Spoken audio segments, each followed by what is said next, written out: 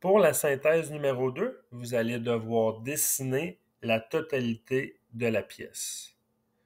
On voit ici qu'au départ, l'origine est en haut à gauche de la pièce et on a un rectangle en pointillé qui indique notre matière brute. Fait qu'on va quand même dessiner ce rectangle-là qu'on va se servir plus tard pour notre stock setup. Pour dessiner la pièce, vous allez commencer par créer le rectangle de la matière brute. Ensuite, avec des lignes parallèles, vous allez créer vos différentes lignes horizontales et verticales. Ensuite, vous allez dessiner les arcs des différentes formes qu'on a sur la pièce. On a l'arc à l'intérieur. À l'extérieur ici, on voit qu'il y a un rayon de 1 pouce 125, ainsi que le côté droit, on a un rayon de 5,8 avec un trou de 3/4 de diamètre.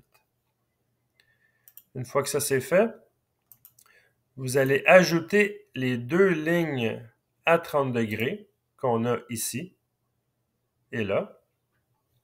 Ils sont tangents au cercle. Ici.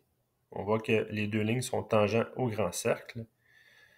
Par la suite, vous allez devoir supprimer les différentes lignes en trop pour créer la forme de la pièce qu'on veut.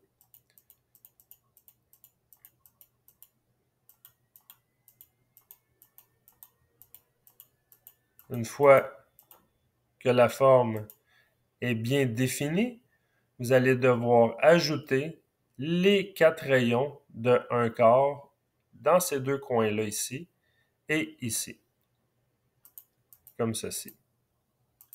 On voit qu'il y a les rayons maintenant. Pour terminer, vous allez dessiner la rainure au centre de la pièce avec le wireframe rectangle et vous allez faire rectangular shapes et c'est vraiment le haut brown qu'on va dessiner pour l'insérer ici. Le dessin est maintenant terminé. Vous êtes prêt à faire l'usinage.